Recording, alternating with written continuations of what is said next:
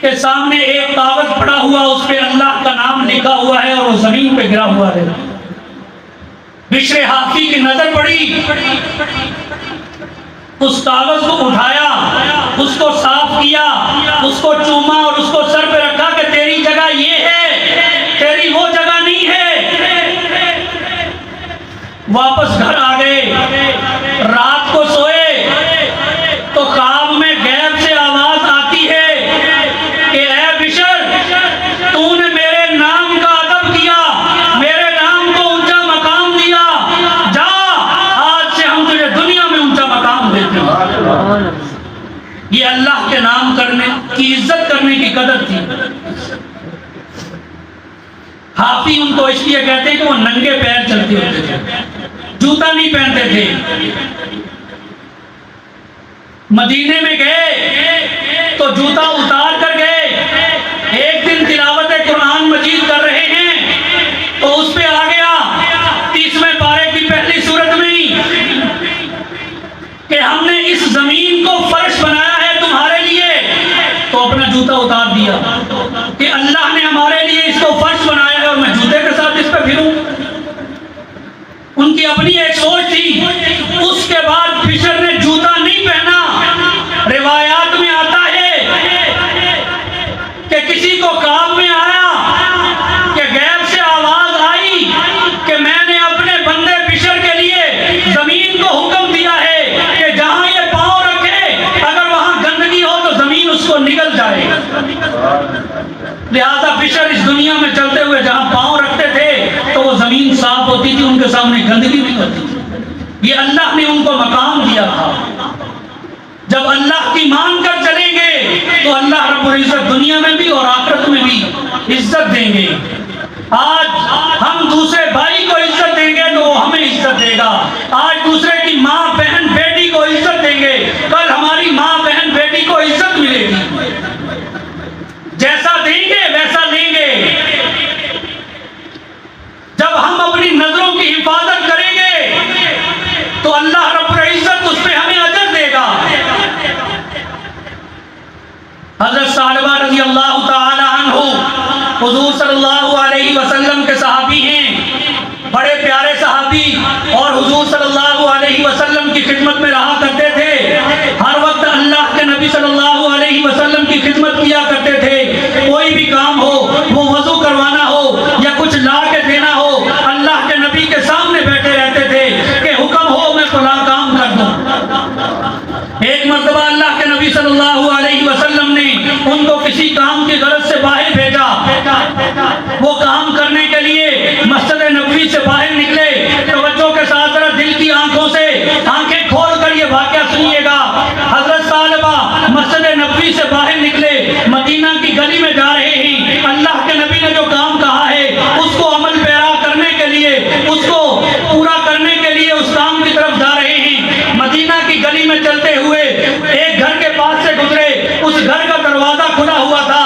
اپنی لے میں جا رہے ہیں، اپنی سوچ میں مگن ہو کے جا رہے ہیں۔ اچانک ایسے نظر اٹھائی، سامنے دروازہ کھلا ہے، اس دروازے کے اندر نظر پڑی ایک لڑکی دوشیزہ کھڑی ہوئی ہے۔ اس کے چہرے پہ نظر پڑ گئی، فوراً نظر نیچے کر لی اور اپنے آپ کو کوسنے لگ گئے کہ ثعلبہ یہ تو نے کیا کر دیا، یہ تیرے سے کیا ہو گیا ثعلبہ، یہ تو نے کیسے کر دیا، تو ایسے کیسا کر سکتا ہے، تیرے ایمان میں کیا جو ہے، تیرا ایمان مر گیا، تیرا ایمان فوت ہو گیا، تیری ہمت کیسے ہوئی کہ تو غیر محرم پہ نظر ڈالے۔ حالانکہ وہ ارادی طور پہ نظر نہیں ڈالی، غیر ارادی طور پہ، نہ چاہتے ہوئے اس پہ نظر گئی تھی، چاہ کے نظر نہیں ڈالی تھی، اچانک نظر پڑ گئی تھی، لیکن اپنے آپ کو کوس رہے ہیں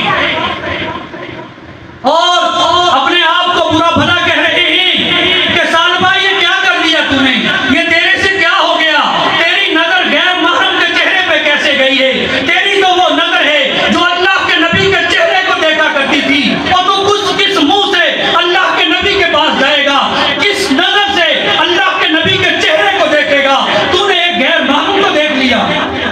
یہ اپنے آپ کو کوستے ہوئے مدینہ سے باہر نکل گئے۔ ایک دن گزر گیا، 2 دن گزر گئے، 3 دن گزر گئے، ثعلبہ نظر نہیں آ رہے۔ کر دیا، سالبہ کہاں ہے؟ سالبہ نہیں مل رہا۔ اللہ کے نبی نے ایک دن پوچھا کہ میرا سالبہ کہاں ہے؟ صحابہ نے عرض کیا یا رسول اللہ مدینہ میں نہیں ہے، نظر نہیں آ رہا، پتہ نہیں کہاں چلا گیا ہے۔ کرتے کرتے 40 دن گزر گئے۔ اللہ کے نبی صلی اللہ علیہ وسلم نے ارشاد فرمایا میرے صحابہ میرا سالبہ نظر نہیں آ رہا، اتنے دن ہو گئے ہیں، وہ کہاں گیا ہے؟ جاؤ میرے سالبہ کو ڈھونڈ کے لاؤ۔ حضرت عمر اور حضرت علی کی ڈیوٹی لگائی، دونوں حضرات مسجد نبوی سے باہر نکلتے ہیں اور گلیوں میں پوچھنا شروع کر دیتی ہیں کہ کہیں سالبہ کو تو نہیں دیکھا۔ کبھی ایک دکان سے پوچھا، کسی گھر سے پوچھا، چلتے ہوئے راہگیر مسافر سے پوچھا، چوک میں جا کر لوگوں سے پوچھا کہ سالبہ کو تو کہیں نہیں دیکھا ہے۔ لوگ کہتے ہیں ہم نے کہیں نہیں دیکھا۔ تلاش کرتے کرتے مدینہ سے باہر نکل آئے۔ کیا دیکھتے ہیں؟ سامنے ایک چرواہا آ رہا ہے، اس سے پوچھا کہ کیا تو نے ہمارا سالبہ تو نہیں دیکھا؟ اس نے کہا کون ہے وہ سالبہ؟ اس کا ڈیل ڈور بتلایا، اس کی شکل و صباحت بتلائی کہ ایسی ہیں، ہمارے نبی کا صحابی ہے، تو نے دیکھا تو نہیں ہے کہیں، کیونکہ تو بکریاں چلانے باہر جاتا ہے، کہیں تیری نظر پڑی ہو۔ تو وہ چرواہا کیا کہتا ہے؟ چرواہا کہتا ہے کہ میں نے ایسا آدمی کوئی نہیں دیکھا، البتہ آج مجھے بکریاں چلاتے ہوئے 40 دن ہو گئے ہیں۔ میں فلاں پہاڑ کی اوٹ میں جا کے بکریاں چراتا ہوں، اس پہاڑ کے ایک بڑے پتھر کے ساتھ ایک آدمی بیٹھا ہوا ہے، آج 40 دن گزر گئے، میں نے اسے روتے ہی دیکھا ہے۔ وہ قیام میں کھڑا ہے، رو رہا ہے، وہ سجدے میں ہے، رو رہا ہے، رکوع میں ہے، رو رہا ہے، وہ بیٹھا ہے، رو رہا ہے، لیٹا ہے، رو رہا ہے۔ میں سارا دن وہاں پہ رہتا ہوں، میں نے اس آدمی کو کبھی ہنستے یا خاموشی سے بیٹھے نہیں دیکھا، وہ روتا ہی رہتا ہے۔ دونوں صحابی اس پہاڑ کی طرف لپکے۔ حضرت عمر رضی اللہ تعالی عنہ چونکہ دراز قد کے تھے، لمبے لمبے قدم لیے پہاڑ کے اوپر چڑھے اور پہاڑ کی چوٹی پہ جا کر دیکھتے ہیں کہ پہاڑ کی چٹان کے ساتھ ایک آدمی ایسے لیٹا ہوا ہے، بے سدھ پڑا ہے۔ 40 دن گزر گئے، نہ کچھ کھایا نہ کچھ پیا، بال بڑھ گئے، مونچھیں بڑھ گئی، داڑھی کے بال بڑھ گئے، غبار آلود ہو گئے سارے۔ حضرت سالبہ، حضرت عمر رضی اللہ تعالی عنہ ان کے پاس گئے اور حضرت سالبہ کو ایسے پکڑ کر اپنے ساتھ لگایا، ان کو تھپکا کہ سالبہ آنکھیں کھولو، کیا ہوا ہے؟ جیسے ہی ایسے ہلایا، حضرت عمر کی گود میں گر گئے۔ حضرت عمر نے ان کو اٹھایا کہ سالبہ آنکھیں کھولو۔ حضرت سالبہ نے آنکھیں کھولی، جیسے ہی کھولی دونوں دوستوں پہ نظر پڑی، حضرت علی اور حضرت عمر پہ۔ ان سے پوچھتے ہیں کہ آپ کہاں؟ تو فرمایا کہ آپ کو اللہ کے نبی نے بلایا ہے۔ جب یہ بات سنی پھر رونے لگے اور کہتے ہیں عمر کہیں اللہ کی طرف سے کوئی وعید تو نہیں آئی میرے لیے، کہیں اللہ کے نبی ناراض تو نہیں ہے مجھ سے، اللہ کے نبی غصے تو نہیں ہے، مجھے کیوں بلایا؟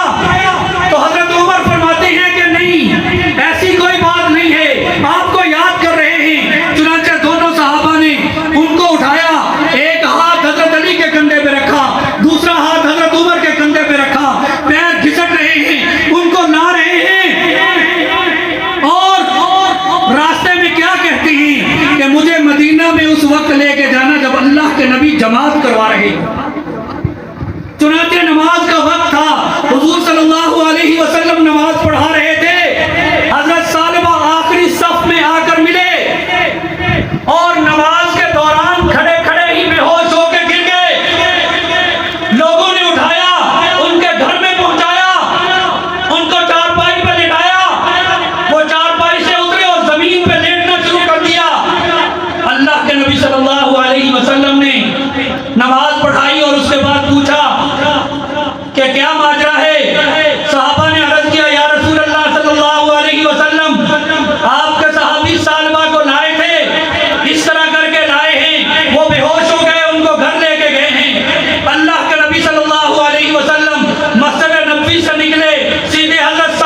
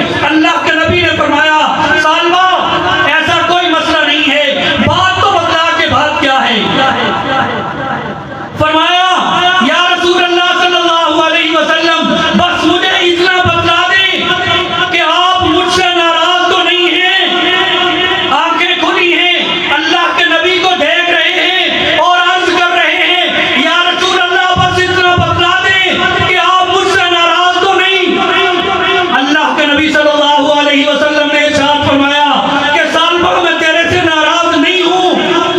اللہ کے نبی کے یہ فرمانے کی دیر تھی کہ سالبہ کی روح کب سے ہنسلی سے پرواز کر گئی، سر نبی کی گود میں، آنکھیں نبی کے چہرے پہ ٹکٹکی لگی ہوئی ہے اور روح جسم سے پرواز کر گئی۔ اللہ کے نبی صلی اللہ علیہ وسلم نے ان کو غسل دلوایا اور ان کا جنازہ لے کر جا رہے ہیں، مدینہ کی گلی سے گزر رہے ہیں، اللہ کے نبی صلی اللہ علیہ وسلم اس جنازے میں شریک ہیں، ایک پاؤں اپنا یہاں رکھتے ہیں اللہ کے نبی، دوسرا یہاں رکھتے ہیں، تیسرا وہاں رکھتے ہیں۔ صحابہ نے عرض کی یا رسول اللہ یہ کس طرح چل رہے ہیں؟